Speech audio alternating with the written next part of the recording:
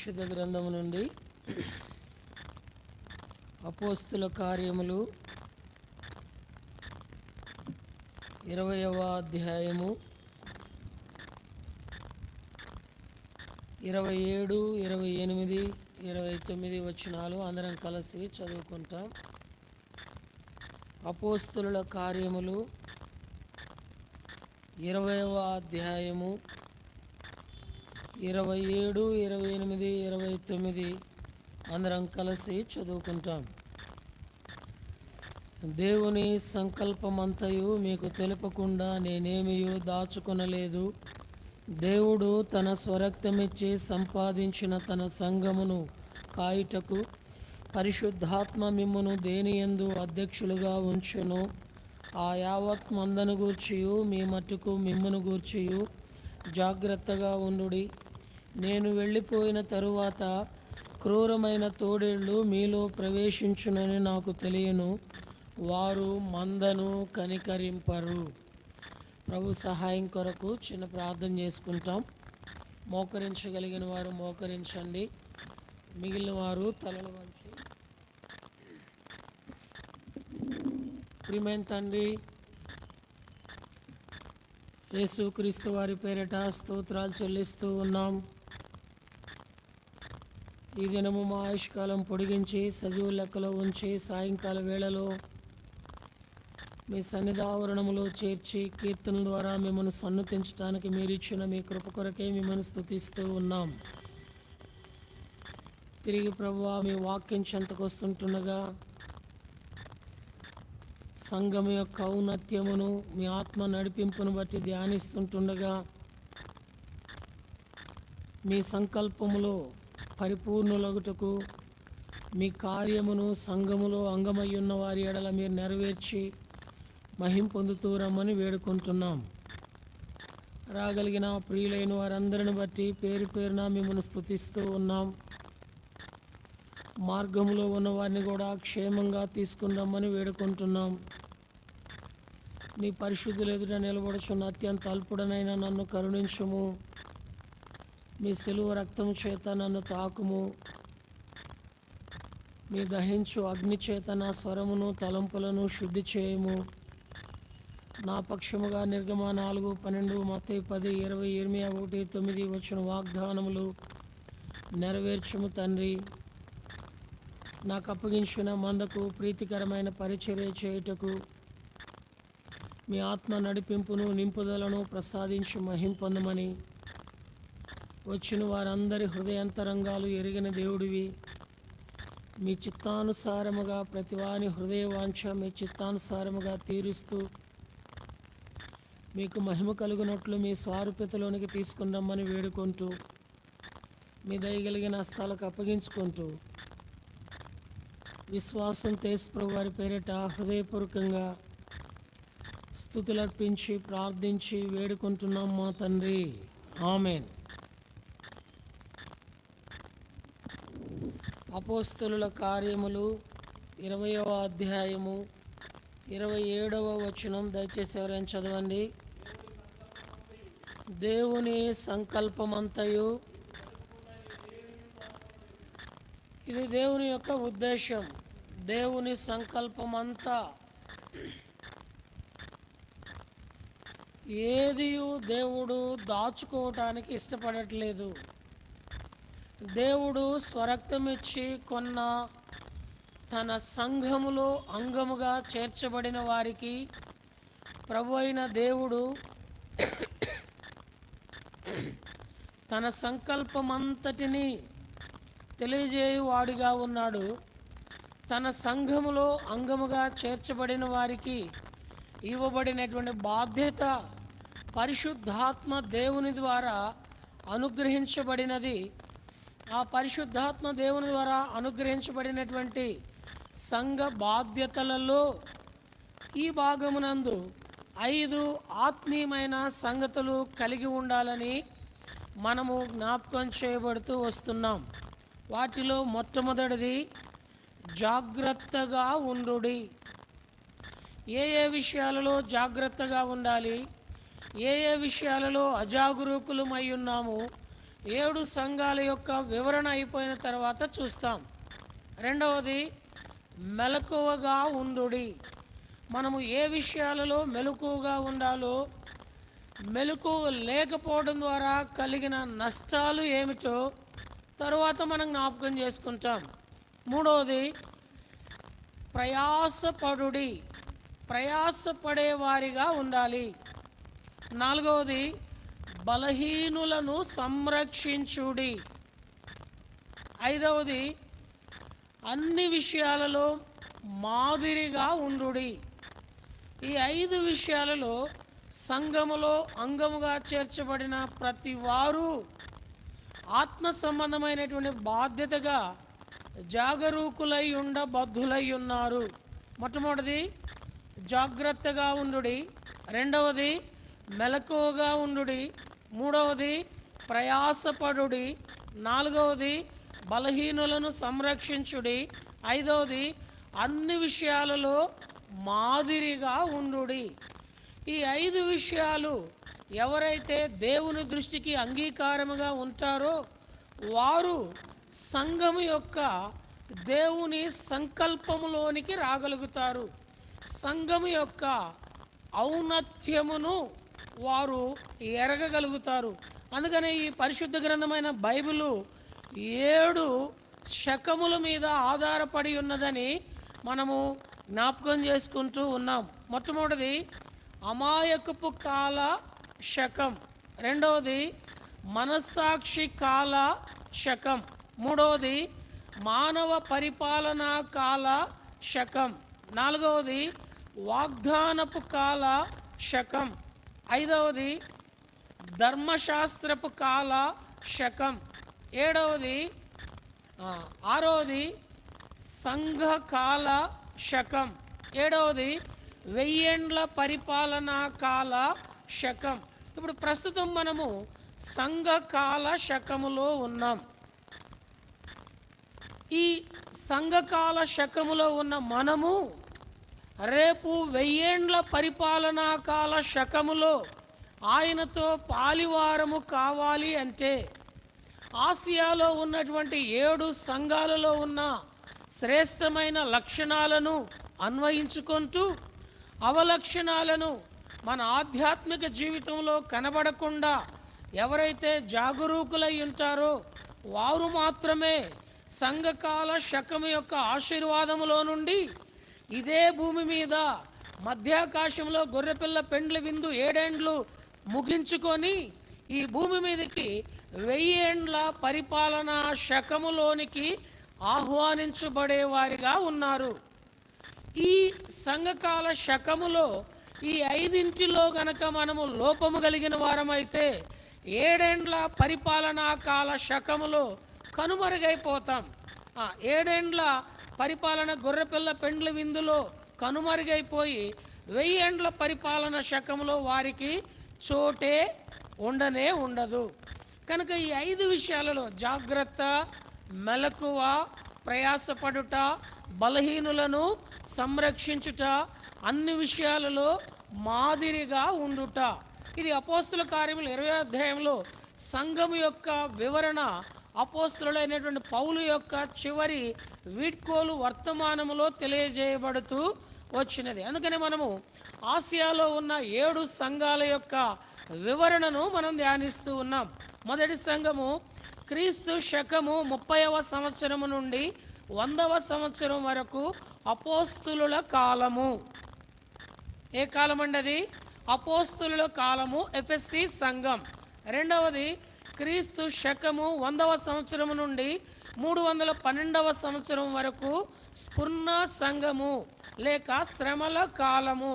మూడవది 312వ సంవత్సరం నుండి 590వ సంవత్సరం వరకు పెర్గమా సంఘము లేక లోకముతో వియ్యమొందిన కాలము. నాలుగవది 590వ సంవత్సరము నుండి 1100 సంవత్సరం వరకు తుయితైరా సంఘము, అంధకార కాలము. ఆరంభము అమోఘముగా తుయితైరా పట్టణస్థురాలైనటువంటి లుదియా ద్వారా ఆరంభించబడినటువంటి ఈ సంఘము పై 3 సంఘాలకు ఇవ్వలేనటువంటి ఆధిక్యతతో అపరంజి వంటి పాదములు కలిగి అగ్నిజ్వాలలు వంటి కన్నులు కలిగినటువంటి దేవుని కుమారుని ద్వారా అందించబడినటువంటి శుభ సందేశంతో ప్రారంభించబడిన ఈ సంఘము ముగింపు అంధకార కాలంలోనికి వెళ్ళటానికి కారణం ఏమిటయ్యా అంటే వారి మధ్య యెజబెలు అనే స్త్రీని ఉండనిచ్చారు. ఆ యెజబెలు అనే స్త్రీ సంఘములో అంగముగా చేర్చబడిన వారిని 3 విధాలుగా వారి యొక్క దృష్టిని తొలగించి వారిని నష్టపరిచేదిగా ఉంటుంది. ఈ 3 విషయాలలో మనము జాగరూకులమై ఉంటూ తుయితైరా సంఘం యొక్క మూల వాక్యమై ఉన్న 2:25 నేను వచ్చు వరకు మీకు కలిగిన దానిని గట్టిగా పట్టుకొనుము. అయితే ఈ యెజబెలు చేసే పనేమిటి చూడండి. ప్రకటన గ్రంథము 2వ అధ్యాయము 20వ వచనము, అయినను నీ మీద తప్పు ఒకటి నేను మోపవలసి ఉన్నది, ఏమనగా తాను ప్రవక్తినని చెప్పుకొనుచున్న యెజబెలు స్త్రీని నీవు ఉండనిచ్చుచున్నావు. ఆహాబు భార్య పేరు యెజబెలు. ఆమె ద్వారా ఆ దినాలలో కలిగిన విపత్తు, దేవుని నామమునకు కలిగినటువంటి అవమానము మనమందరము ఎరిగిన వారమే. అయితే ఈ దినాలలో యెజబెలు ప్రత్యేకంగా ఎవరి మధ్య ఉండదు.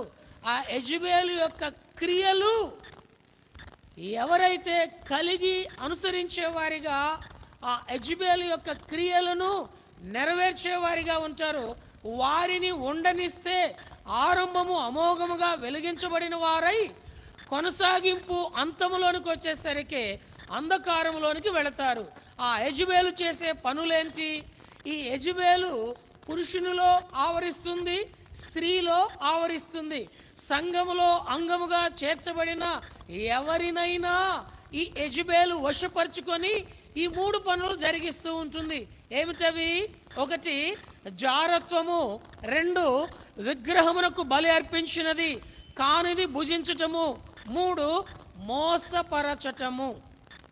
జారత్వం అంటే మనందరికీ బాగా తెలుసు, విగ్రహమునకు బలి అర్పించిందంటే మనందరికీ బాగా తెలుసు. మోసపరచటం, ఈ 2 మన యొక్క ప్రమేయమును బట్టి జరిగేవి. మోసపోవటము, మోసపరచబడటం అనేది మన ప్రమేయము లేకుండానే మన ప్రక్కనే నమ్మక ద్రోహులు ఉంటారు. దేవుని యొక్క నమ్మకత్వాన్ని ఒమ్ము చేయువారు ఉంటారు. కనుక ఈ మోసం చేసేవారిని ఎవ్వరూ గుర్తెరగలేరు. మోసపోయే వారి సంఖ్య ఈ దినాన సంఘములో ఎక్కువైపోతా ఉంది. దీనిని మనము గుర్తెరిగి మనము అందులో నుంచి బయటికి రాలేకపోతే మనకు కలిగిన దానిని జార విడిచే పరిస్థితిలోనికి వెళ్ళవలసి వస్తుంది. మనకు దేవుడు ఇచ్చిన దానిని ఆయన వచ్చు వరకు మనము ఆ వెలుగులో కొనసాగింపబడలేక చీకటిలోనికి వెళ్ళవలసిన పరిస్థితి వస్తుంది. అందుకనే 3:2-25 ఈ తుయితైరా సంఘమునకు మూల వాక్యం ఏమనున్నది? నేను వచ్చు వరకు మీకు కలిగి ఉన్న దానిని గట్టిగా పట్టుకొనుడి. ఈ వాగ్దానమును లేక ఈ మూల వాక్యమును 3 భాగాలుగా విభజించవచ్చు. మొదటిది ఆయన వచ్చు వరకు, రెండవది కలిగిన దానిని, మూడవది గట్టిగా పట్టుకొనుట. ఈ 3 భాగాలుగా మనం విభజించి దానిని మనం ధ్యానించడానికి నేర్చుకోవడానికి ఇష్టపడితే తుయితైరా సంఘం యొక్క ఆరంభము అమోఘముగా ఎలాగున్నదో నీ నా ఆత్మీయ జీవితం సంఘములో అంగముగా చేర్చబడిన ఆ ఆశీర్వాదకరపు గడియ నిత్యత్వములో కూడా ఆయన యొద్ద బహుమానము పొందే విధముగా అంధకారములోనికి వెళ్లకుండా ఆయన వెలుగును ప్రజ్వలింపజేసుకునే వారిగా ఉండగలుగుతాం. అలాగైతే ఆయన వచ్చు వరకు దేవుడు మన పట్ల ఏమి కలిగి ఉన్నాడు లేక ఏమి చేసేవాడిగా ఉన్నాడు? పరిశుద్ధ గ్రంథమందు 7 విషయాలు గ్రంథస్థం చేయబడి ఉన్నాయి. వాటిలో మనము గత వారము ఒక విషయాన్ని జ్ఞాపకం చేసుకున్నాం. లూకా సువార్త 19వ అధ్యాయము 13వ వచనం. లూకా సువార్త, ఆయన వచ్చు వరకు తన దాసులను 10 మందిని పిలిచి వారికి 10 మీనాలనిచ్చి, నేను వచ్చు వరకు, చాలండి. మొదటిది, ఆయన వచ్చు వరకు ఉన్న 7 సంగతులలో మొదటి సంగతి ఏమనగా, తన సంఘములో అంగముగా చేర్చుకొనిన తన వారందరినీ దేవుడు ఏం చేసినాడంటే పిలిచిన వాడిగా ఉన్నాడు. ఇక్కడ మన భాషలో పరిభాషలో అర్థం కావడానికి ఏమని చెప్పినాడు అంటే, 10 మందిని ఏం చేసినాడు, పిలిచినాడు. 10 మంది పిలువబడిన వారే, 10 మంది కన్యకలే, 10 మంది ఏర్పరచబడిన వారే, 10 మందికి పని, తలాంతు, మీనాలు ఇవ్వబడినవే. అయితే ఈ 10 మందిలో 3 మాత్రమే ముందుకొచ్చి వ్యాపారమును గూర్చిన లెక్క చెబుతూ ఉన్నారు. ఒక వ్యక్తి 1 మీనా తీసుకొని వచ్చి వ్యాపారము చేసి 10 మీనాలు సంపాదించాడు. ఇది సంఘములో విశ్వాసి యొక్క పరిపూర్ణతను జ్ఞాపకం చేస్తుంది. సంఘములో దేవుడు వానికిచ్చిన తలాంతును బట్టి దేవుని యొక్క సంపూర్ణమైన స్వారూప్యతలోనికి వచ్చిన వారి జాబితాను జ్ఞాపకం చేస్తుంది. అందుకనే సంఘములో అంగముగా చేర్చబడిన వారు ఏ విషయంలోనైనా వెంటనే దేవుని వాక్యానికి విధేయత చూపుతారు, సాకులేమి చెప్పరు. దేవుని మాటకు పరిపూర్ణముగా, దేవుని యొక్క సంకల్పమునకు, దేవుని యొక్క చిత్తమునకు, దేవుని యొక్క స్వభావమునకు వారు సమరూప్యములోనికి రావటానికి ఇష్టపడతారు. వీరెవరయ్యా అంటే 1 మీనా పొందినటువంటి వారు 10 మీనాలు సంపాదించి ఆయన వచ్చు వరకు ఆయన చేయమని చెప్పిన ఆత్మ సంబంధమైన వ్యాపారంలో 100 ఫలము పొందినవారు. మరొక వ్యక్తి ఉన్నాడు, అతనికి 1 మీనానే ఇవ్వబడింది. అతడు వచ్చి 5 మీనాలు సంపాదించినానని చెప్పినాడు. ఇతను ఎవరికి పోలికగా ఉన్నారు అంటే, సంఘములో సగము సంపూర్ణతలోనికి రాగలిగినటువంటి వ్యక్తి, దేవుని యొక్క సంపూర్ణతలో సగము ఫుల్ఫిల్ చేయగలిగినటువంటి వ్యక్తి, దేవుని యొక్క మాట సగము వినగలిగినటువంటి వ్యక్తి, దేవుని యొక్క పని సగము చేయగలిగినటువంటి వ్యక్తి, దేవుని యొక్క చిత్తములో సగము కనబడగలిగినటువంటి వ్యక్తి. ఇతని గురించి కూడా దేవుడు ఏమని పలుకుతూ ఉన్నాడంటే, బలా నమ్మకమైన మంచి దాసుడా. ఆ తర్వాత 3వ వ్యక్తి లెక్క చెప్పడానికి వచ్చినాడు. ఇతను దేవునికి ఏం చెప్తా ఉన్నాడు అంటే, నేరారోపణ చేస్తూ ఉన్నాడు దేవుని మీద. చూడండి మాట, నీవు పెట్టని దానని 21వ వచనం, లూకా సువార్త 19వ అధ్యాయం 21వ వచనం, నీవు పెట్టని చోట ఎత్తుకొని వాడవు, విత్తని దానిని కోయు వాడవు, కఠినుడవు, నీకు భయపడి, చూడండి, నీకు భయపడి, ఇతడు భయపడేవాడో కాదో, భయపడేవాని స్వభావం ఎలా ఉంటుందో గత వారము అబ్రహాము జీవితంలో ఉన్న ఆత్మ సంబంధమైనటువంటి పరిపూర్ణతను జ్ఞాపకం చేసుకుంటూ వచ్చినాం. ఇతని గురించి ఏమని చెప్పబడుతూ వచ్చినదయ్యా అంటే, చూడండి 26వ వచనం, అందుకతడు కలిగిన ప్రతి వానికి ఇయ్యబడును, లేని వాని యొద్ద నుండి వానికి కలిగినది తీసివేయబడునని మీతో చెప్పుచున్నాను. దేవుడు చెప్పిన ఈ ఆత్మ సంబంధమైన వ్యాపారంలో దేవునికి తగినటువంటి ప్రతిఫలము మనము చూయించకపోయినట్లయితే, దేవుని యొక్క స్వారూప్యతలోనికి రాకపోయినట్లయితే, దేవుడు ఇక్కడ కఠినమైన నిర్ణయము తీసుకోవాల్సి వచ్చింది. ఏమనంటే, కలిగిన ప్రతి వానికి ఇయ్యబడును, లేని వాని యొద్ద నుండి వానికి కలిగినది తీసివేయబడును. కారణమేమనగా, అతడు దేవుని మీద మోపిన నేరారోపణ. నీవు నేను మనం ఆయన మీద నేరారోపణ చేస్తామని సంఘములో అంగముగా చేర్చుకోలేదండి. నీవు నేను మనము సంఘాన్ని అవమానిస్తామని దేవుడు సంఘంలో చేర్చుకోలేదండి. నీవు నేను మనము సంఘము యొక్క ప్రతిష్టతను భంగం కలిగిస్తామని దేవుడు సంఘంలో చేర్చుకోలేదు. ఈ మనిషినికి కూడా పిలుపున్నది, ఈ మనిషినికి కూడా తలాంతున్నది, ఈ మనిషినికి కూడా దేవుని సహవాసం ఉన్నది, ఈ మనిషినికి కూడా దేవుని యొక్క వ్యాపారం ఉన్నది, ఈ మనుషుని విషయంలో కూడా దేవుని యొక్క సంకల్పం ఉన్నది. అయితే ఈ మనుషుడు సంఘమును గురించి, దేవుని సంకల్పమును గురించి ప్రతికూలమైనటువంటి బోధన, ప్రతికూలమైనటువంటి నేరారోపణ, ప్రతికూలమైనటువంటి వివక్ష చూపేవానిగా ఉండడం ద్వారా దేవుడు నిర్ణయకాల సమయంలో అతని యొద్ద నుంచి ఏం చేస్తాడు దేవుడు?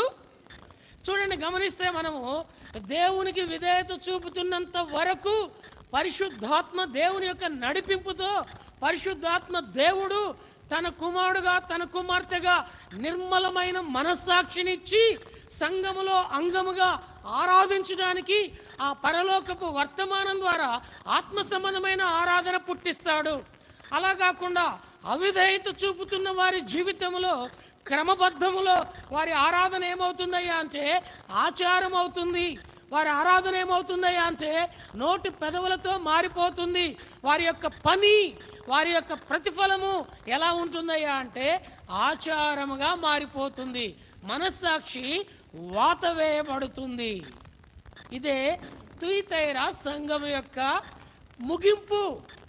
ఆరంభము అమోఘముగా ఆరంభించబడింది. అంధకార కలంలోనికి వెళ్ళిపోవడానికి కారణం ఏంటంటే ఆయన వచ్చు వరకు నీకు ఇచ్చిన దానిని గట్టిగా పట్టుకోలేక పోవటం.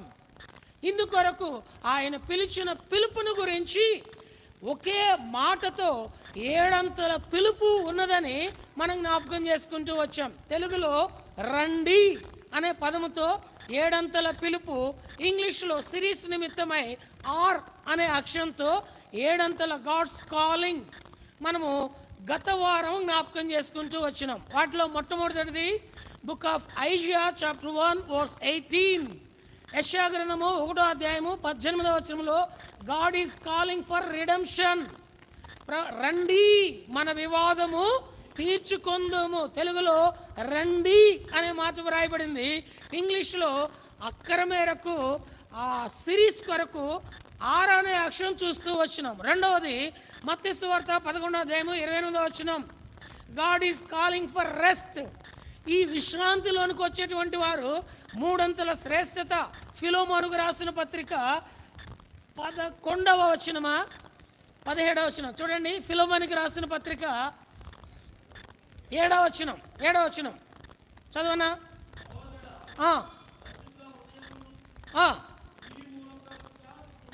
పరిశుద్ధుల హృదయములు నీ మూలమున విశ్రాంతి పొందినందున నీ ప్రేమను బట్టి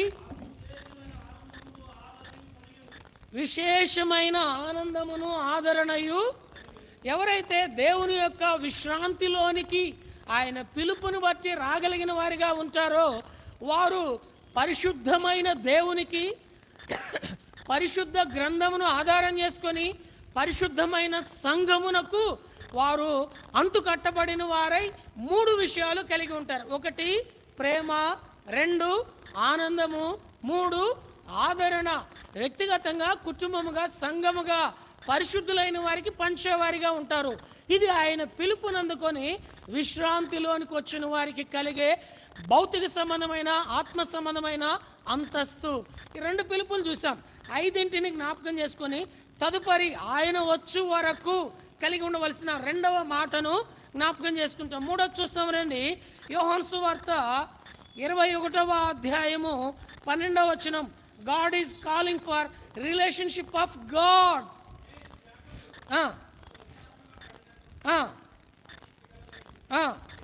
యేసు రండి భోజనము చేయడని వారితో అనేను చాలని. God is calling for relationship of God. దేవుడు ఆహ్వానిస్తుంది, పిలుస్తుంది. ఎందుకయ్యా అంటే తన సహవాసములోనికి, తన యొక్క భోజన సహవాసములోనికి. ప్రభు అయిన దేవుడు ఎప్పుడు కూడా ఆత్మ సంబంధమైన మరియు భౌతిక సంబంధమైన ఆహారము సిద్ధపరిచేవాడిగా ఉంటాడు. ఇది తన దాసుడు దైవజనుడు భక్సింగ్ గారి ద్వారా సార్వత్రిక సంఘంలో ఉన్నటువంటి సకల పరిశుద్ధులైన వారు, ఎరిగిన వారై, అన్వయించుకొనబడిన వారై స్థానిక సంఘములో భౌతిక సంబంధమైన ఆహారమును కూడా అక్కరను బట్టి సిద్ధపరిచేవారిగా ఉంటారు. ఆరంభపు దినాలలో ప్రతి ఆదివారం, ఇప్పటికీ మారుమూల ప్రాంతాల్లో ప్రతి ఆదివారము ప్రేమ విందు ఉంటుంది. సిటీస్లో అవసరతను బట్టి ఉండట్లేదు, కానీ మారుమూల ప్రాంతాల్లో ఇప్పటికీ ప్రభు అయిన దేవుడు ఆహ్వానిస్తున్నాడు, రండి, వచ్చేం చేయాలా? భోజనం చేయాలా. భోజనం అనేది సంతోషకరమైన సహవాసానికి గుర్తు. భోజనం అనేది ఆయన యొక్క సంకల్పంలో భాగమై ఉన్నది. రేపు మధ్యాకాశంలో కూడా గొర్రెపిల్ల పెండ్లి విందు, ఆ పెండ్లి విందుకు పిలువబడిన వారు ఏమని వ్రాయబడింది? దరిద్రుల ధన్యుల. గొర్రెపిల్ల పెండ్లి విందుకు పిలువబడిన వారు ధన్యులు. ఎన్నేళ్ళు ఉంటుందంట ఆ విందు? ఎన్నేళ్ళు ఉంటుందంట? 3.5 సంవత్సరము పెండ్లి విందు, 3.5 సంవత్సరము బహుమాన ప్రధానోత్సవ కార్యక్రమం జరుగుతుంది. కాబట్టి మూడోది దేవుడు మొట్టమొదటిది ఎందుకు పిలుస్తున్నాడయ్యా అంటే విమోచన కొరకు. రెండవది ఎందుకు పిలుస్తున్నాడయ్యా అంటే విశ్రాంతి కొరకు. మూడోది ఎందుకు పిలుస్తున్నాడయ్యా అంటే భోజన సహవాసం కొరకు. 4వ చూస్తాం రండి. యెషయా గ్రంథము 55వ అధ్యాయము 1వ వచనం. God is calling for rejoicing. దప్పికొనిన వారులారా నీళ్ల యొద్దకు రండి.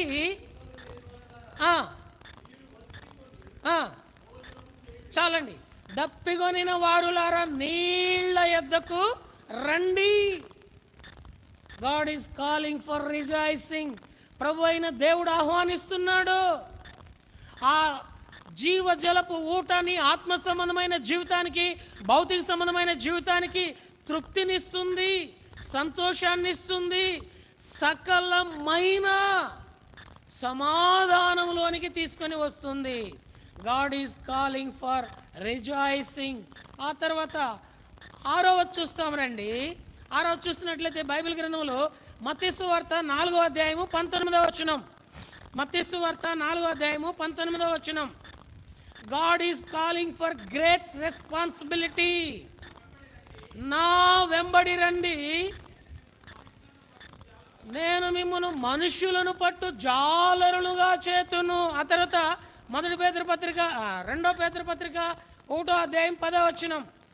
2వ పేతురు పత్రిక 1వ అధ్యాయం 10వ వచనం. అందువలన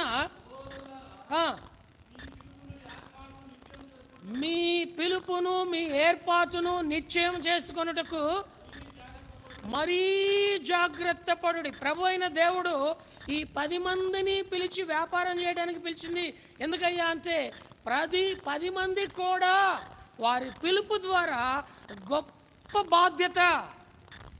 నేను మిమ్మల్ని మనుషులను పట్టు జాలర్లుగా. దీన్ని చాలామంది ఇదేనా ఎలా అన్వయించుకుంటున్నారంటే మనుషులను తన వైపు తిప్పుకుంటున్నారు.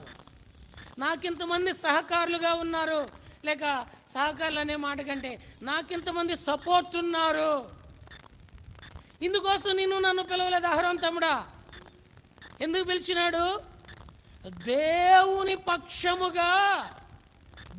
పక్షముగా ఆరని అగ్నిగుండములో నుండి తప్పింపబడిన వారై నిత్యత్వములో దేవుని కొరకు ఉండటానికి పిలిచినాడు. అయితే విచారం ఏంటంటే, అందుకనే 2వ పేతురు పత్రిక 1:10 ఆ పిలుపులో ప్రధానమైనటువంటి బాధ్యత వహించినటువంటి పేతురు క్రైస్తవ లోకానికి పత్రిక రాస్తూ, దైవజనుడు భక్సింగ్ గారు కూడా ప్రతి కాన్వకేషన్ తర్వాత ముగింపు సమయంలో దైవ సేవకులకు, పెద్దలకు, పరిశుద్ధులకు చివరి దినము ప్రార్థన చేసి పంపించేటప్పుడు ఆయన ప్రతి కాన్వకేషన్ అప్పుడు చెప్పే మాట ఏమిటంటే, మీ పిలుపును, మీ ఏర్పాటును నిశ్చయపరచుకొనుటలో జాగ్రత్త పడుడి. విచారం ఏంటంటే ఇదేనా మన పక్షంగా మనం మనుషులను సమకూర్చుకుంటా ఉన్నాం. మనం ఎక్కడికి వెళ్తామో మనకు సరైన విధానం సంపూర్ణంగా తెలియదు. ఉన్న పైకి మాత్రం నిరీక్షణ, మారు మనసు పొందాం, బాప్తిసం తీసుకున్నాం, పరలోకం అని అంటాం. మనస్సాక్షిని అడిగి చూడు, స్టిల్ ఇప్పుడు నీ మనస్సాక్షి నీ మీద, నా మీద, నా మనస్సాక్షి నిన్ను నన్ను క్రీస్తుల్లో ఆ సింహాసనమందు కూర్చుండబెట్టడానికి పాత్రులమని నేరారోపణ చేయకుండా ఉన్నదా? అలాగైతే ఈ గొప్ప బాధ్యతలో నువ్వు సక్సెస్ఫుల్ బిలీవర్వి. నేరారోపణ చేయబడుతుంది అంటే నీ పక్షమున మనుషులు ఉన్నారు అని అర్థం. ప్రియమైన సోదరి సోదరుడా, రండి. ఎందుకని ఆయన ఆహ్వానిస్తున్నాడు, ఎందుకు పిలుస్తున్నాడు అంటే దేవుడు మనుషులను పట్టు జాలర్లుగా. ఆత్మ సంబంధమైనటువంటి సంపాదన. ఇప్పటి వరకు ఎంతమందిని మనం సంపాదించాము? ఇప్పటి వరకు ఎంతమందిని మనం పోగొట్టాము? బ్యాలెన్స్ షీట్ టాలీ అవ్వాలంటే 2 ఉండాలి కదండి. డెబిట్ క్రెడిట్ 2 టాలీ చేస్తేనే కదన్నా బ్యాలెన్స్ షీట్ వచ్చేది. అంతే కదా. దేవుడు మనకు పిలుపునిచ్చి మనలను మనుషులను పట్టు జాలరుగా చేస్తానన్నాడు. ఇప్పటి వరకు ఎంతమందిని దేవుని పక్షముగా చేర్చాం? ఇప్పటి వరకు ఎంతమంది నీ బహుమానము కొరకు పరలోకపు ఖాతా తెరవబడిన జాబితాలో ఉన్నది? ఇప్పుడు ఎన్ని పిలుపులు చూసాము? మొట్టమొదటిది ఏంటండి? God is calling for redemption, విమోచన. రెండోది ఏంటండి? God is calling for rest, విశ్రాంతి. మూడోది ఏంటండి? గాడ్ ఈజ్ కాలింగ్ ఫర్ ఏం చెప్పుకున్నామండి? భోజన సహవాసము. ఇంగ్లీష్లో చూసేసరికి రిలేషన్షిప్ ఆఫ్ గాడ్, దేవునితో ఆత్మ సంబంధమైన సహవాసం. నాలుగోది ఏంటండి? God is calling for rejoicing. ఐదోది ఏంటండి? God is calling for great responsibility. 6, 7 చూసుకొని ముగించుకుంటాం. 6 చూస్తాము. మత్తయి సువార్త 22వ అధ్యాయము 4వ వచనం.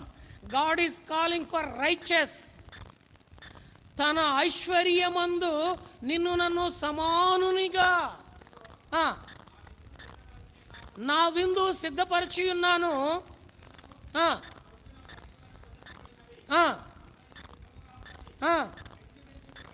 పెండ్లి విందుకు రండి అని ఆయనతో సమానముగా ఎంచడానికి ఆయన పిలిపిస్తున్నాడు. God is calling for riches.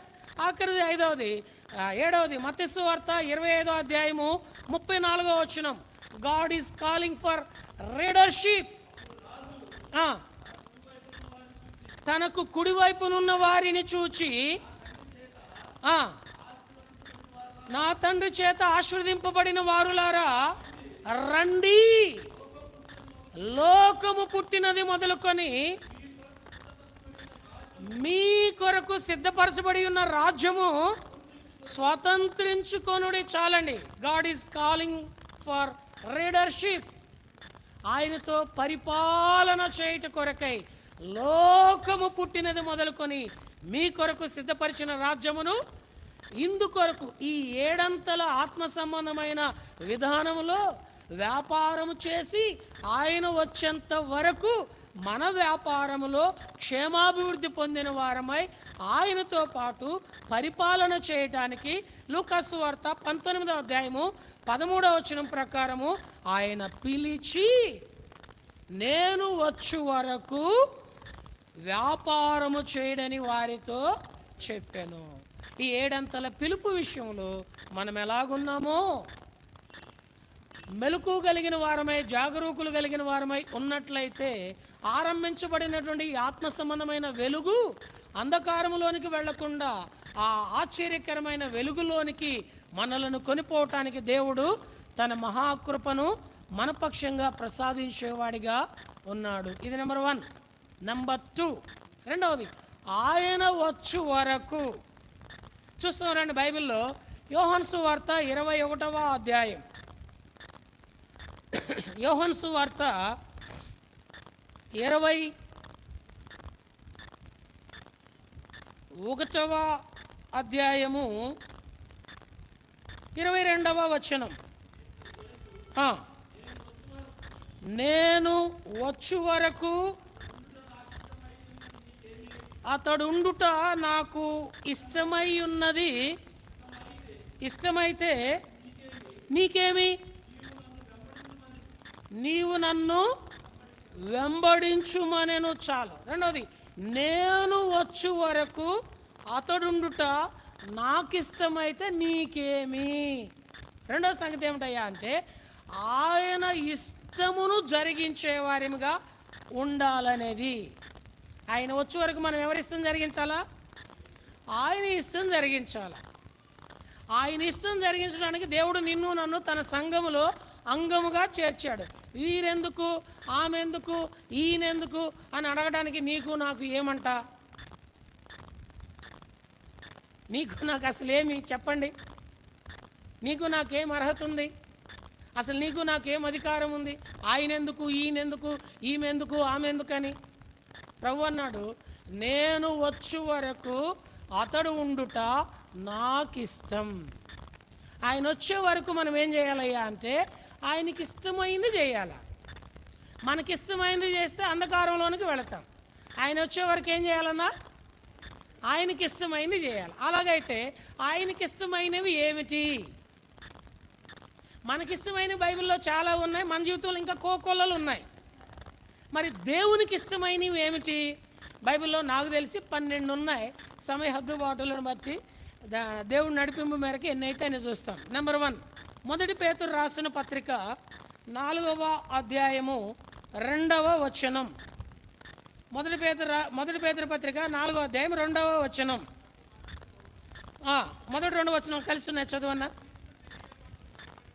క్రీస్తు శరీరమందు శ్రమపడెను గనుక మీరును అట్టి మనసును ఆయుధముగా ధరించుకొనుడి. శరీర విషయములో శ్రమపడిన వాడు శరీరమందు జీవించు మిగిలిన కాలము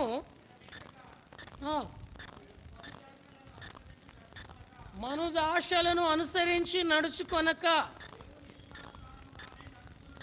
దేవుని ఇష్టానుసారముగానే నడుచుకొనున్నట్లు పాపముతో జోలిక ఏమీ లేక ఉండును. చాలని ఇక్కడ దేవుని ఇష్టం ఏమిటయ్యా అంటే మన ఇష్టం వచ్చినట్టు మనం జీవించడం కాదు. దేవుని ఇష్టానుసారంగా జీవించడం అంటే పాపముతో ఇక జోలి ఉండకూడదు, అనగా పాపము చేసేవారిగా ఉండకూడదు. పాపము చేసేవారిగా ఉంటే దేవుడు వచ్చు వరకు దేవునికి ఇష్టలైన వారు కారు. జాగ్రత్తగా గమనించండి. సులభమైన విధానంలోనే వాక్యాన్ని ధ్యానించడానికి ప్రయత్నం చేస్తాం. ఆయన వచ్చు వరకు నీవు నేను మనం ఉండుట దేవునికి ఇష్టం. ఎందుకు దేవునికి ఇష్టం అంటే ఆయన వచ్చే వరకు మనము ఆయన ఇష్టానుసారముగా నడవాలని, ఆయన వచ్చే వరకు మనము పాపము జోలికి వెళ్లకుండా ఉండాలని. మరి ఎవరు పాపం జోలికి వెళతారు? ఎవరు పాపం జోలికి వెళతారు చెప్పాలండి? తన ఇష్టానుసారముగా జీవించేవారు పాపం జోలికి వెళతారు. ఎవరు పాపం జోలికి వెళ్ళరు? దేవుని ఇష్టానుసారంగా జీవించేవారు పాపం జోలికి వెళ్ళరు. ఎవరైతే దేవుని ఇష్టానుసారంగా జీవిస్తారో వారు పాపము జోలికి వెళ్లకుండా ఉంటారు. వారిలో 7 లక్షణాలు కనబడతాయి. పాపము చేయకుండా అంటే రక్షించబడి మారు మనసు పొంది బాప్తీసం తీసుకొని హస్త నిక్షేపణ ద్వారా సంఘములో అంగముగా చేర్చబడి ఆయన ఇవ్వబడినటువంటి కృపావరములను బట్టి సంఘం యొక్క క్షేమములో ఆత్మ సంబంధమైన వ్యాపారమును దేవుడు నీకు నాకు ఇచ్చి ఆయన వచ్చేంత వరకు మన గొంతులో ఊపిరించి ఆయన ఇష్టానుసారంగా జీవించేవారు పాపము చెయ్యరు. ఒకవేళ వాళ్ళు పాపం చేస్తూ ఉంటే వారి భవిష్యత్తు తుయితేర సంఘము వలె అంధకారములోనికి గెంటి వేయబడుతుంది. వారు వెలుగులో ఉండలేరు. అలాగైతే ఎవరు పాపము చేయకుండా ఉంటారు? సమయ హద్దుబాటులను బట్టి ఫస్ట్ పాయింట్లో 7 సబ్ హెడింగ్స్. ఎవరు పాపము చేయకుండా ఉంటారు చూస్తాం రండి. నెంబర్ 1, 1 యోహాను పత్రిక 3వ అధ్యాయము 9వ వచనం. నోట్స్ రాసుకునే వాళ్ళు క్లియర్గా పైన హెడ్డింగ్ పెట్టుకోండి. ఎవరు పాపము జోలికి వెళ్లకుండా ఉంటారు? దేవుని మూలముగా పుట్టిన ప్రతి వారు ఆయన బీజము నిలుచును గనుక పాపము చేయడు, దేవుని మూలముగా పుట్టినవాడు గనుక పాపము చేయ జాలడు. తుయతైరా సంఘములో ఆరంభము అమోఘముగా ఉంది, అంతము అంధకారములోనికి వెళ్ళటానికి కారణం ఏంటంటే ఆయన వచ్చు వరకు నీకు కలిగిన దానిని గట్టిగా పట్టుకోలేకపోవటం. ఆయన వచ్చు వరకు నీకు నాకు మనకు ఆయన ఇచ్చింది ఏమిటయ్యా అంటే ఆయన ఇష్టాన్ని నెరవేర్చటం. ఏమిటి ఆయన ఇష్టం అంటే పాపము చేయకుండా ఉండటం. మరి పాపం ఎవరు చేస్తారు అంటే దేవుని మూలముగా పుట్టని వారు చేస్తారు. పాపము ఎవరు చేయరంటే దేవుని మూలముగా పుట్టిన వారు పాపము చేయరు. ప్రియమైన సోదరి సోదరుడా, నీ ఆధ్యాత్మిక జీవితంలో నీవు దేవుని మూలముగా పుట్టినావు అని అంటే దేవుని వాక్యం నీతో స్పష్టంగా మాట్లాడుతుంది. మరి దేవుని మూలంగా పుట్టకుండా ఎలా పుడతారంటే రకరకాలుగా పుట్టేవాళ్ళు ఉన్నారు. కొంతమంది గేదె పాలు ఇవ్వకపోతే మా గేదె పాలిస్తే యేసయ్యా నిన్ను నమ్ముకుంటామని నమ్ముకున్న వాళ్ళు ఉన్నారు. కొంతమంది కుదరని రోగం వచ్చి తగ్గకపోతే యేసయ్యా ఈ రోగం తగ్గితే నిన్ను నమ్ముకుంటామని నమ్మిన వాళ్ళు ఉన్నారు. కొంతమంది పెళ్లి కాకపోతే యేసయ్యా నాకు పెళ్ళి అయితే నిన్ను నమ్ముకుంటామని నమ్ముకున్న వాళ్ళు ఉన్నారు. కొంతమంది పెళ్ళైన తర్వాత పిల్లలు కలగకపోతే యేసయ్యా పిల్లలు కలిగితే నిన్ను నమ్ముకుంటామని నమ్మిన వాళ్ళు ఉన్నారు. కొంతమంది ఉద్యోగము, ఇల్లు, వారి యొక్క భౌతిక సంబంధమైన అవసరకర్తలు తీర్చబడకపోతే మ్రొక్కుకొని యేసు ప్రభువుని నమ్ముకున్న వాళ్ళు ఉన్నారు. వీరు కాలగమనంలో పాపం చేయడానికి ఎక్కువగా పాపం చేసే అవకాశంతో నింపబడి ఉన్నారు. ఎవరు పాపం చెయ్యరయ్యా అంటే దేవుని మూలముగా పుట్టిన వారు పాపము జోలికి వెళ్ళరు, పాపము చెయ్యరు. మరి దేవుని మూలంగా ఎలా పడతాము? మనందరికీ బాగా పరిచయం. యాకోబు రాసిన పత్రిక 1వ అధ్యాయము 18వ వచనంలో రాయబడింది, తాను సృష్టించిన వాటిలో మనము ప్రథమ ఫలముగా ఉండునట్లు సత్యవాక్యము వలన మనలను తన సంకల్ప ప్రకారము కనెను. ఎవరైతే ఈ సత్యవాక్యమును బట్టి ప్రాణాత్మ కీళ్ల మూలుగులను విభజించునంత లోతుగా దూరుచు హృదయంతరంగంలో ఉన్నటువంటి ఆలోచనలు సైతము పరిశోధించబడి పరిశుద్ధతలోనికి తీసుకుని రాబడి పాపమును గురించి, నీతిని గురించి, తీర్పుని గురించి ఒప్పుదలలోనికి తీసుకుని వచ్చి ఆ వాక్యము ద్వారా తిరిగి జన్మించిన వారిగా ఉంటారు. వారు పాపము చెయ్యరు, పాపము జోలికి వెళ్ళరు. వీరు దేవుని ఇష్టాన్ని జరిగించేవారు. ఇలాంటి వారు ఆయన వచ్చేంత వరకు ఉండటానికి దేవుడు ఉంచితే నీకు నాకు ఏంటంట? ఎవరు పాపం చేయరు? దేవుని మూలముగా పుట్టిన వారు పాపము. అందుకనే మనం బ్యాప్టిజం ఫామ్ ఫిలప్ చేసేటప్పుడు ఏం చేస్తామంటే ఏ వచనము ద్వారా దేవుడు నీ పాపాన్ని ఒప్పింపజేశాడు, ఏ వాక్యం ద్వారా యేసుక్రీస్తు వారిని నీవు సొంత రక్షకునిగా అంగీకరించావు.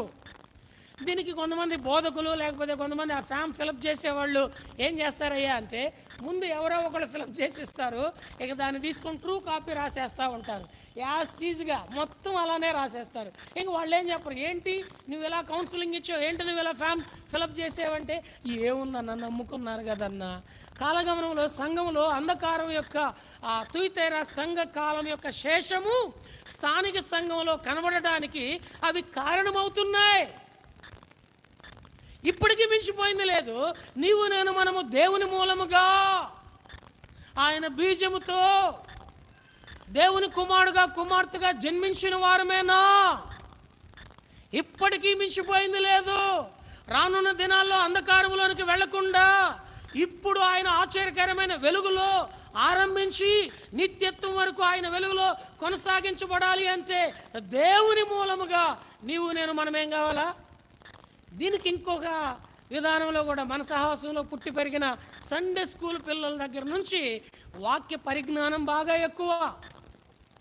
సందర్భానుసారంగా వాక్యాలు గుర్తు చేసి చెప్పమంటే మనల్ని మించిన వాళ్ళు ఇంకొకళ్ళు అంటూ బహుశా ఏ డినామినేషన్లో ఉండరేమో. అలా నీకు తెలిసిన దానిని బట్టి గుర్తుపెట్టుకొని చెప్పడం కాదండి, అది దేవుని మూలంగా పుట్టడం కాదు. ఈ దేవుని వాక్యము హెబ్రీ 4:12 ప్రకారము ప్రాణాత్మ కీళ్ల మూలుగులను విభజించున్నంత లోతుగా దూరుచు హృదయంతరంగములో ఉన్నటువంటి 13 రకాలైన చెడు అపవిత్రత, వాటిలో మొట్టమొదటిది ఏమిటయ్యా అంటే దురాలోచన.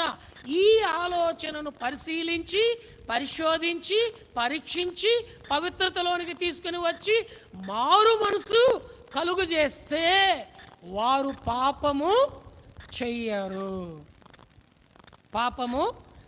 రక్షించబడిన తర్వాత 2 రకాలైన పాపాలు క్రైస్తవుని మీద ఏలుబడి చేస్తాయి. ఒకటి మరణకరమైన పాపము, 2 మరణకరము కాని పాపము.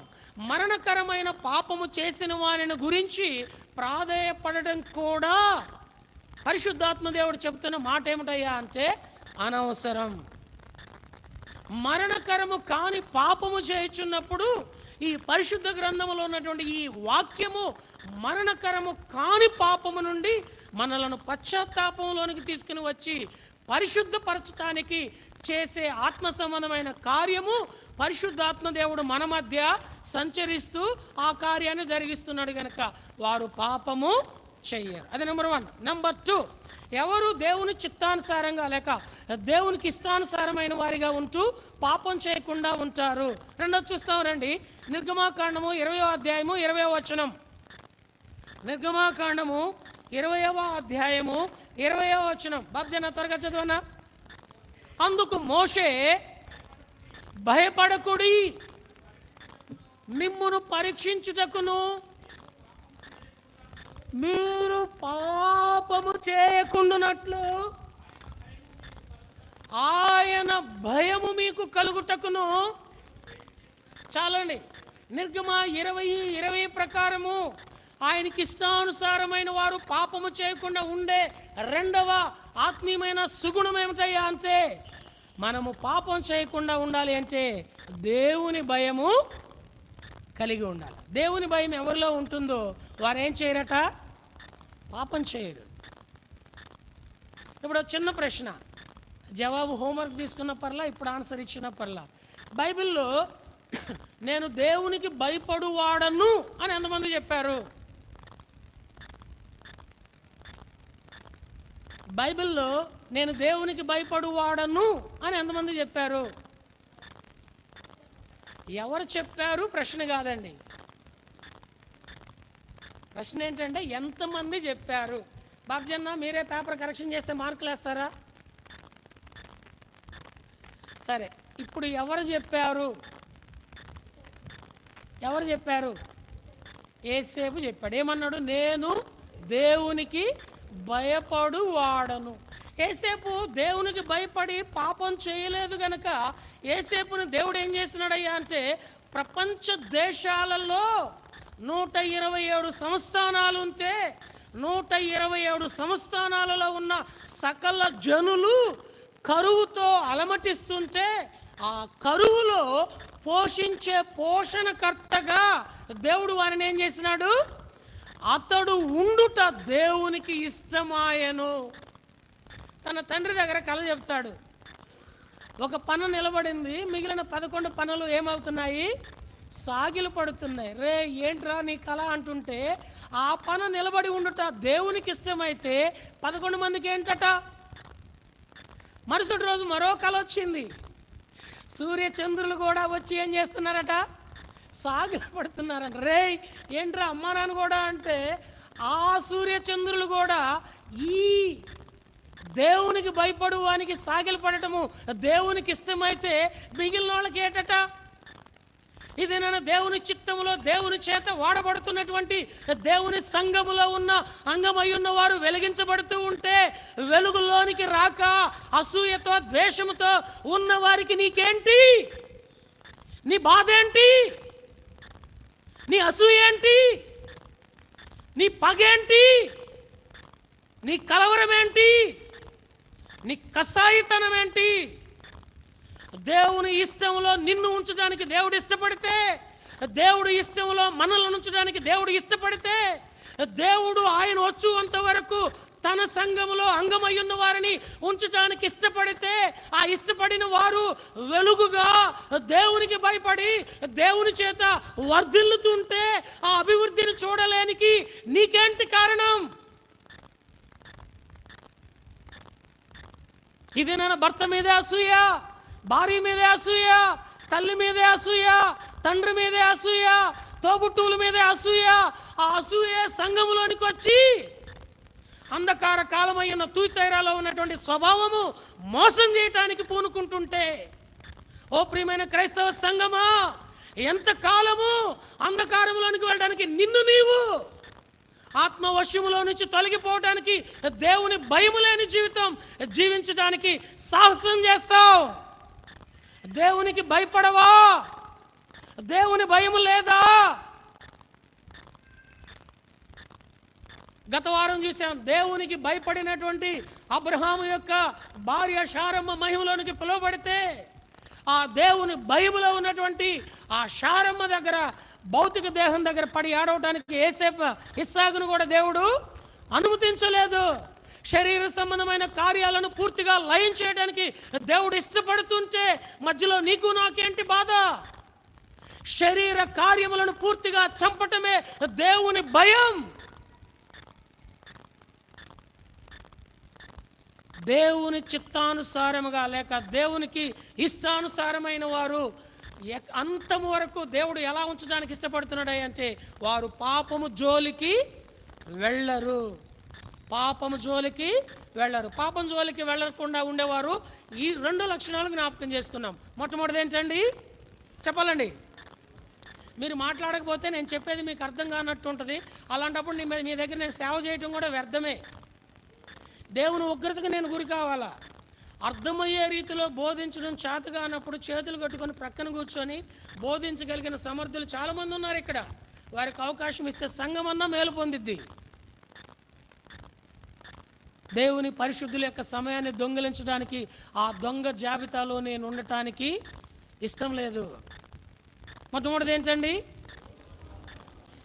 దేవుని మూలముగా. దేవుని వాక్యం నీతో నాతో మాట్లాడుతున్నప్పుడు దేవుని వాక్యం ద్వారా తిరిగి జన్మించబడిన వారమై దేవుని వాక్యం యొక్క శుద్ధీకరణతో నిత్యత్వం చేరేంత వరకు కొనసాగించబడేది దేవుని మూలముగా జన్మించుట. రెండవది ఏంటండి? దేవుని భయము కలిగి. మూడోది చూస్తాం రండి. యెహెజ్కేలు గ్రంథము 3వ అధ్యాయము 21వ వచనం. యెహెజ్కేలు గ్రంథము 3వ అధ్యాయము 21వ వచనం.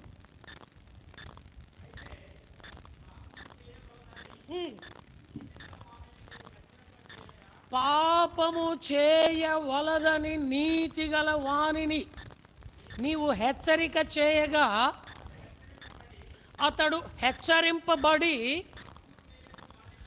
పాపము చేయక మానిన ఎడలా. చాలండి. మూడవది, ఎవరు పాపము చేయకుండా దేవుని ఇష్టానుసారమైన మనుషులుగా ఉంటారంటే, ఎవరైతే హెచ్చరికను అంగీకరిస్తారో, దేవుని యొక్క హెచ్చరికను స్వీకరిస్తారో, మరో భాషలో చెప్పాలంటే అర్థమయ్యే రీతిలో దేవుని గద్దింపును అంగీకరిస్తారో. హెచ్చరిక అంటే రిక్వెస్టే కమాండా? ఇంకేను హెచ్చరిక అంటే రిక్వెస్టే కమాండా? కమాండ్మెంట్. ఎవరు దేవుని హెచ్చరికను అంగీకరిస్తారో వారు పాపము జోలికి వెళ్ళరు. ఈరోజు ఎంతమంది మమ్మీ డాడీ చెప్పే హెచ్చరికను తీసుకుంటున్నారండి? మమ్మీ డాడీ చెప్పే హెచ్చరికను సింపుల్ వాళ్ళు ఇచ్చే హెచ్చరిక అంటే, రే మొబైల్ ఫోన్ పక్కన పెట్టి వచ్చి భోజనం చేయరా అంటున్నారు. ఈరోజు ఎంతమంది maybe 5th class below students or 10th class below students ఇంకా పైన వాళ్ళకి చెప్పేంత తల్లిదండ్రులు స్టేజ్ దాటి ఎంతమంది తల్లిదండ్రుల యొక్క హెచ్చరిక. ఇంకా సంఘంలో అంటే ఇక్కడ చెబుతానే ఉంటారు. బైబిల్లో మొబైల్ పెట్టి గేమ్ ఆడేవాళ్ళు ఉన్నారు, బైబిల్లో మొబైల్ పెట్టి వాట్సాప్ ఆడేవారు ఉన్నారు, బైబిల్లో మొబైల్ పెట్టి యూట్యూబ్లు, ఫేస్బుక్లు, ట్విట్టర్లు, చాటింగ్లు రకరకాలుగా ఉన్నారు. ఇక్కడ కాదండి, చాలా చోట్ల. అది ఆదివారం అయినా సరే, ఆరాధన అయినా సరే, ఆశీర్వచన పాత్ర అయినా సరే, బల్లబంచే ఆ కొద్ది సమయంలో కూడా సరే కళ్ళు మూసుకో అంటే కళ్ళు తెరిచి చూస్తూ ఉంటారు. ఎవరెవరు తింటున్నారు, నీకెందుకు, నాకెందుకు? ఇతరులను పరీక్షించడానికి నువ్వు నేను అసలు ఎవరు? అక్కడ హెచ్చరిక ఏమైనా తీయబడుతుంది? తను తానంటే తంతం కాదండి, ఏంటది? తను తాను. అయితే దాన్ని మార్చేసుకున్నారు, తంతానికి తయారవుతున్నారు. దేవుని వాక్యం యొక్క హెచ్చరిక ఎవరైతే స్వీకరిస్తారో వారు పాపము చేయరు. చెప్పగలవా? బయటికి చెప్పనవసరం లేదు, హృదయపూర్వకంగా, దేవా నీవు నాకు ఇచ్చిన పెండ్లి భర్త మాట నేను జవదాటట్లేదు.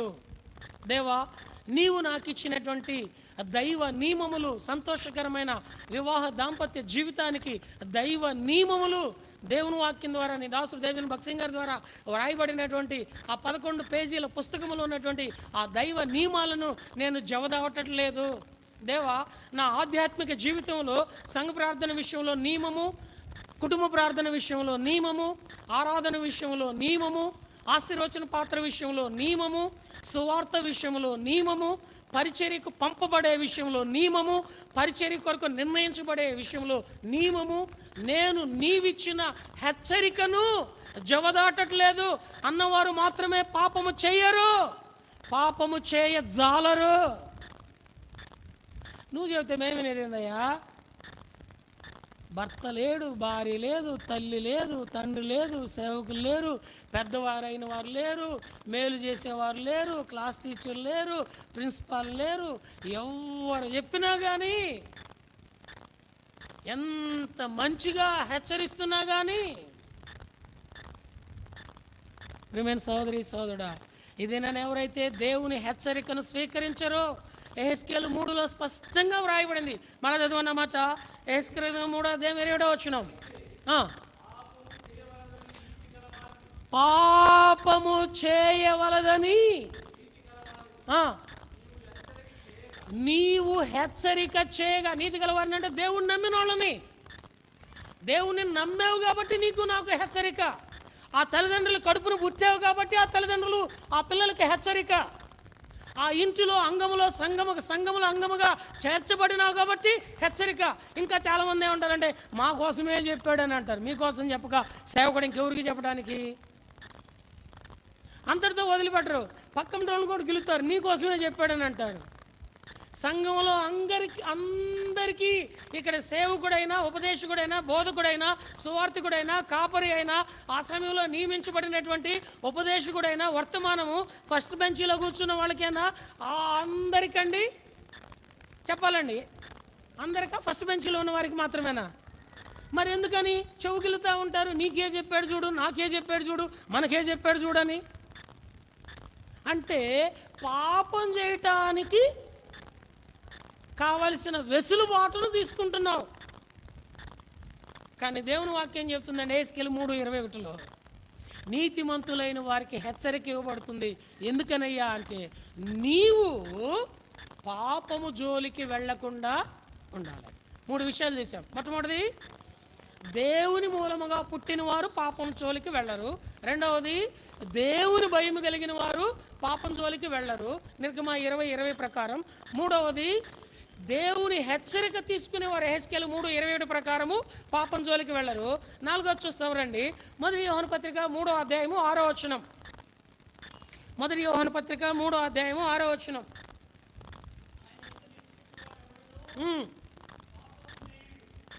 ఆయన యందు నిలిచి ఉన్నవాడెవడను. ఎంత మంచి మంచి మాటలు దేవుడు వ్రాయించి పెట్టాడో చూడండి. Stand in Christ. ఎవరు క్రీస్తులో నిలిచి ఉంటారో వారు క్రీస్తుకు విరోధముగా ఏం చేయరు? పాపము చేయరు. యేసుప్రభువు వారు మొట్టమొదటి 70 మందిని ఏర్పరచుకున్నాడు లోకంలో నుండి. అందులో 58 మంది దైవ నియమమునకు దూరమై వెళ్ళిపోయారు, 12 మంది మిగిలారు. ఈ 12 మందిని యేసుప్రభువు వారు ఏం చేశారు? నమ్మాడు. అవునంటారా కాదంటారా?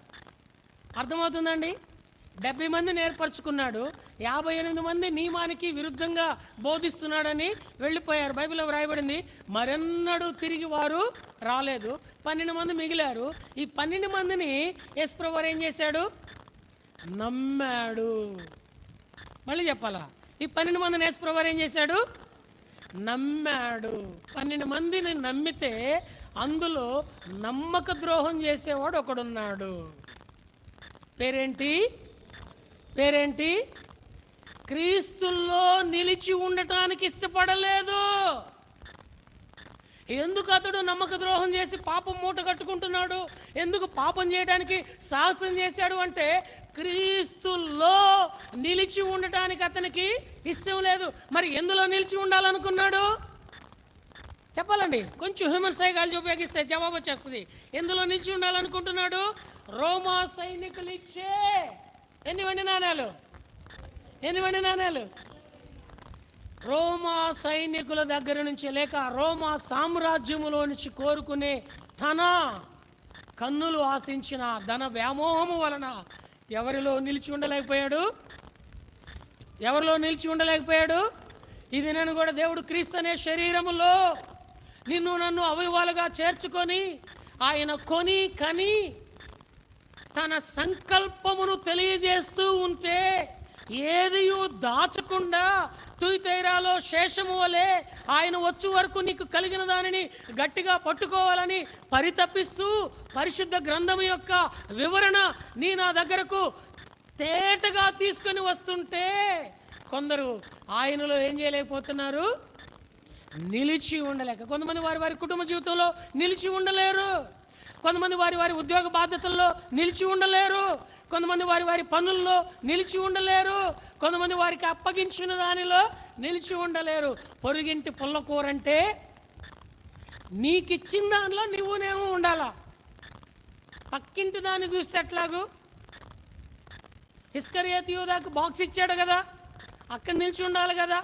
ఆడెవడో రోమా సామ్రాజ్యంలో ఇచ్చే వాటి కోసము ఎదురు చూడడం ద్వారా ఎక్కడ ఉండలేకపోయినాడండి? క్రీస్తులో. ఎవడు పాపం చేస్తాడయ్యా అంటే, ఆయనలో నిలిచి ఉండని వాడు పాపం చేస్తాడు. 4 విషయాలు చూసాం. 5వ చూస్తామనండి.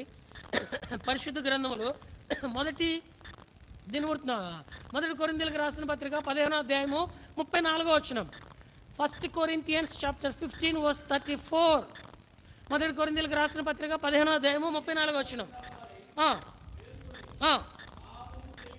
పాపము చేయకుడి, దేవుని గూర్చిన జ్ఞానము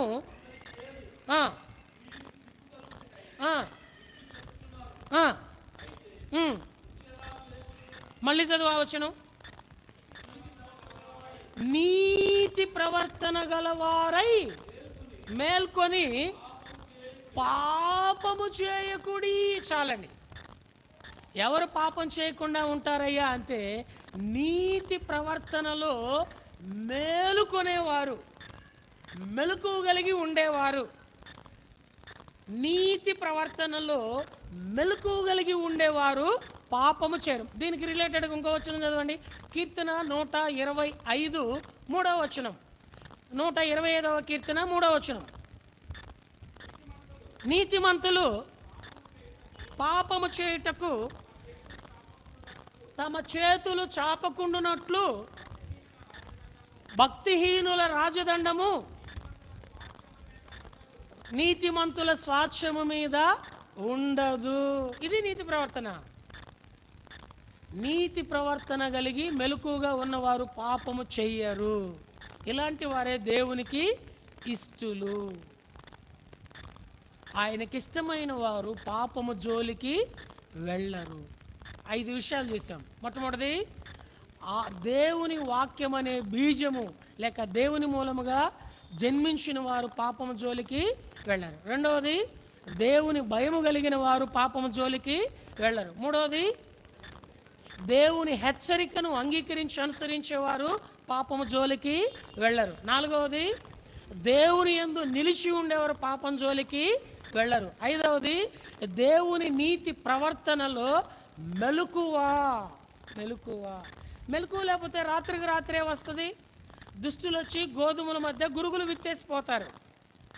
నీతి ప్రవర్తనలో మెలకువ లేకపోతే మనం కూడా పాపం చేసే పరిస్థితి వస్తుంది. కనుక నీతి ప్రవర్తనలో మెలకువ కలిగి ఉండాలి. ఇది నా సంఘమును మెలకువ లేకుండా దుష్టుడు తన వశములోనికి తీసుకొని పోయి నీతిమంతుల స్వాస్థ్యాన్ని చేజిక్కించుకుంటా ఉన్నాడు. అందుకనే కీర్తన 125:3 చదివించింది. మళ్ళా చదవన గట్టిగా. నీతిమంతులు పాపము చేయుటకు తమ చేతులు చాపకుండానట్లు. ఓ క్రైస్తవ సంఘమా, దేవుని వాక్యము ద్వారా ఇవ్వబడుతున్న హెచ్చరిక, నీతిమంతులు పాపం చేయకుండా ఉండునట్లు వారి చేతులు చాపకూడదు. భక్తిహీనుల రాజదండము నీతిమంతుల స్వాస్థ్యం మీద బైబిల్ ఏం చెబుతుంది? కానీ ఇదేనా నీతిమంతుల స్వాస్థ్యం ఏమవుతుంది? ఇదేనా నీతిమంతుల యొక్క స్వాస్థ్యము ఎక్కడికి వెళుతుంది? ఇదేనా నీతిమంతుల యొక్క స్వాస్థ్యము నీతి సువార్త కొరకై సద్వినియోగపరచవలసినటువంటి ఆ ద్రవ్య నిధి. ఆ స్వాస్థ్యం మీదకి భక్తిహీనుల రాజదండం వచ్చి తెస్తావా తేవా, ఇస్తావా ఇవ్వవా, చస్తావా సావా. నీతి ప్రవర్తనలో మెలకువ లేకపోవడం ద్వారా నీతిమంతుల చేతులు పాపం చేయడానికి చాచవలసి వస్తుంది. కానీ దేవునికి ఇష్టమైన వారు పాపము జోలికి వెళ్ళరు. 5 విషయాలు చూసాం. 6, 7 చదువుకొని ముగించుకుంటాం. 6 చూస్తాం రండి. మనందరికి పరిచయమైన మాటలే. కీర్తన 119, 11వ వచనం. 119వ కీర్తన 11వ వచనం. నీ ఎదుట నేను పాపము చేయకుండానట్లు నా హృదయములో నీ వాక్యమును ఉంచుకొని ఉన్నాను. చాలండి. 6వది, ఎవరు పాపము చెయ్యరు, పాపం జోలికి వెళ్ళరు, ఆయనకి ఇష్టమైన వారంటే హృదయంలో ఏం ఉంచుకుంటారు? వాక్యం ఉంచుకుంటారు. హృదయం నిండిన దాన్ని బట్టి ఏమొస్తుంది? నోరు వస్తుంది. ఈరోజు మన నోరు ఎలా వస్తుంది? నోటితో మాట్లాడుతున్నారు, నొసలతో ఎక్కరిస్తూ ఉన్నారు. ప్రైజ్ ద లార్డ్ అక్క అంటున్నారు, ఇది ఇంకా సావలేదా బతికే ఉన్నారు అని అన్నారు. హృదయము నిండిన దానిని బట్టి.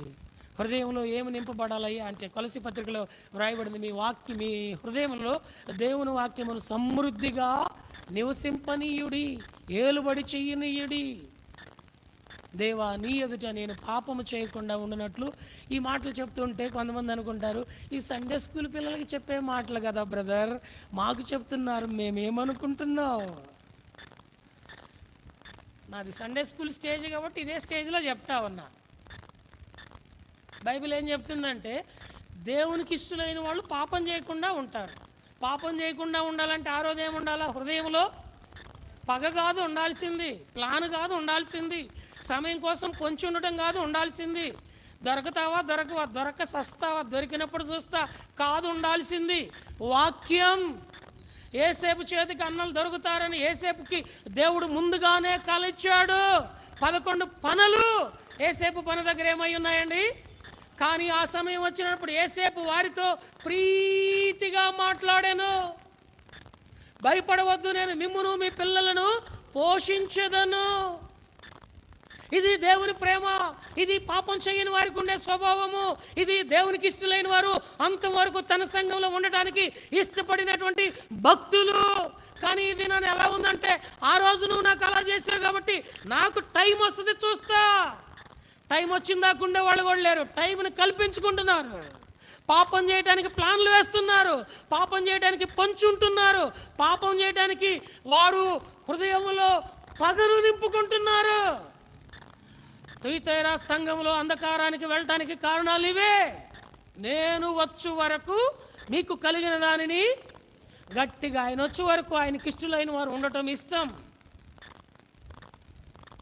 ఆయన వచ్చేంత వరకు నీవు నేను మనం ఏం చేయకుండా ఉండటం ఆయనకి ఇష్టం. అంటే పాపము చేయకుండా, ఆ రోజు పాపం చేయకుండా ఎవరు ఉంటారంటే వాక్యమును హృదయంలో భద్రం చేసుకుంటాం. ఆఖరిది 7వ చూసుకొని ముగించుకుంటాం. 7వ చూస్తాం రండి. కీర్తన 39 మొదటి వచనం. 39వ కీర్తన మొదటి వచనం. నా నాలుకతో పాపము చేయకుండానట్లు. 7వది ఏమిటయ్యా అంటే, మన మార్గములు ఎలా చూసుకోవాలా? జాగ్రత్తగా చూసుకోవాలి. చూసుకోకపోతే మన మార్గం జాగ్రత్తగా చూసుకోకపోతే నాలుక ఎలా ఉంటుందంటే నరం లేని నాలుక. ఉదయం ఒక మాట మాట్లాడుతుంది, మధ్యాహ్నం ఒక ఉదయం మధ్యాహ్నమైన మధ్యలో ఏం మాట్లాడదా, క్షణానికి మారిపోతూ ఉంటుంది. ఊసర వెళ్ళన్నా రంగు మార్చడానికి టైం తీసుకుంటుందేమో కానీ నరం లేని నాలుక మాట మార్చడానికి టైం తీసుకోవడానికి ఎక్కువ పెద్ద టైం కూడా పట్టదు. అందుకనే భక్తుడైన వాడు అంటున్నాడు, దేవా నీ ఎదుట నేను పాపం చేయకుండా ఉండటానికి నీవు నన్ను చేర్చిన మార్గముల్లో నేను పాపిష్టివానిగా తయారవకుండా ఉండటానికి నా నాలుకను జాగ్రత్త చేసుకుంటున్నాను. నా మార్గంలో నా నాలుక జాగ్రత్తగా లేకపోతే అవసరమైనప్పుడు అవసరమైనట్టు మాట్లాడటం, ఇష్టమైనప్పుడు ఇష్టమైనట్టు మాట్లాడటం, ఇష్టం లేనప్పుడు ఇష్టం లేనట్టుగా మాట్లాడటం, ఇది భక్తునికి తగదు. బైబిల్ చెప్తుంది, నీ మాట అవునంటే కాదంటే, నీ నాలుక నా స్వాధీనంలో ఉండకపోతే మనం ఏమవుతామో తెలుసా? ఆ ఒక్క మాట చదువుకొని ఆయనకి ఇష్టలైన వారు ఈ 7 విధాలుగా పాపం చేయకుండా ఉంటారు. యాకోబు రాసిన పత్రిక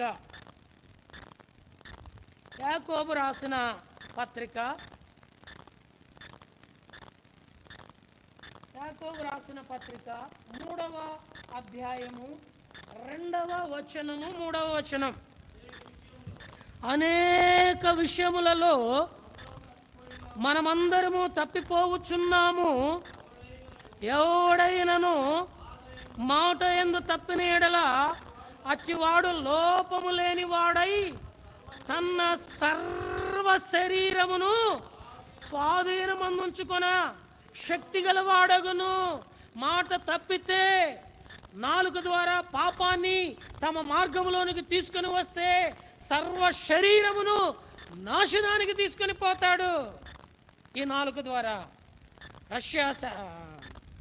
జపాన్ శాస్త్రవేత్త ఒక ఆయన ఏమన్నాడంటే 6 inches tongue kill 6 feet man. 6 అంగుళాల నాలుక 6 అడుగుల మనిషిని చంపేస్తుందంట. ఎవడైనా సరే తన మాట మీద నిలబడకపోతే తన సర్వ శరీరమును నాశనం చేసుకోవడానికి పూనుకుంటాడు. ఎవరైతే మాట మీద నిలబడడానికి ఇష్టపడేవాడిగా ఉంటాడో తన శరీరమును తన స్వాధీనంలో ఉంచుకున్నటకు శక్తి గలవాడు.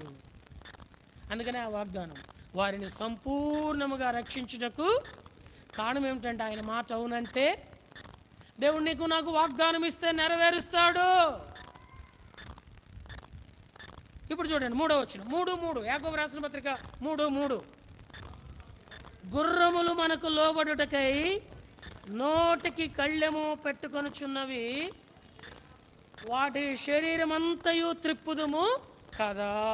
ఈరోజు మన శరీరం మనకిష్టం లేని చోటికి వెళ్ళటానికి కారణం, ఇది మన శరీరంలో మనకిష్టం లేని దేవునికి ఇష్టం లేని కార్యాలు చేయటం వైపు తిరగటానికి కారణం మన నీతి మార్గములో మన నాలుక పాపం చేయటానికి పూనుకుంటున్నాం.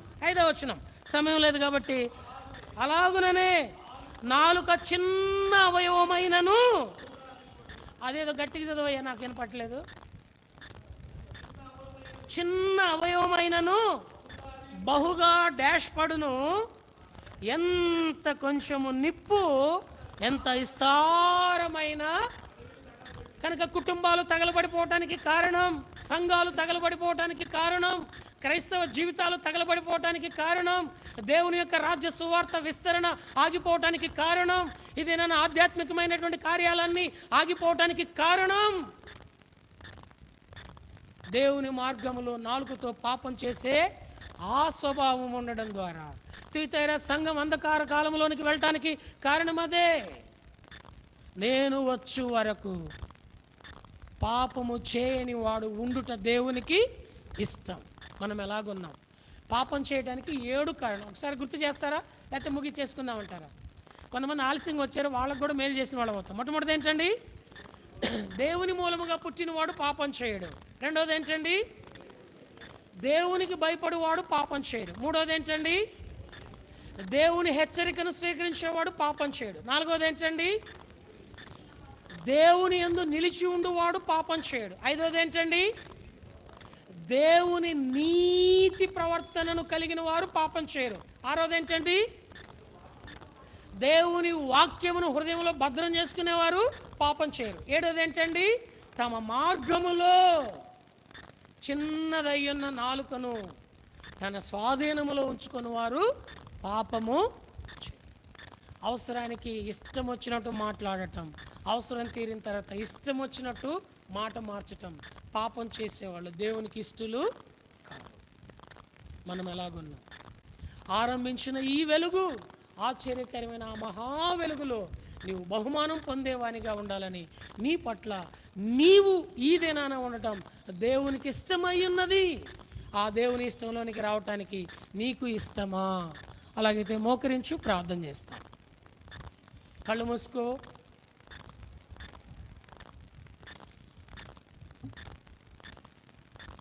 ప్రియమైన తండ్రి, యేసుక్రీస్తు వారి పేరిట స్తోత్రాలు చెల్లిస్తూ ఉన్నాం. ఈ సాయంకాల వేళలో తుయితైరా సంఘం యొక్క శ్రేష్ఠ వాక్య భాగము, నేను వచ్చే వరకు నీకు కలిగిన దానిని గట్టిగా పట్టుకొనుము.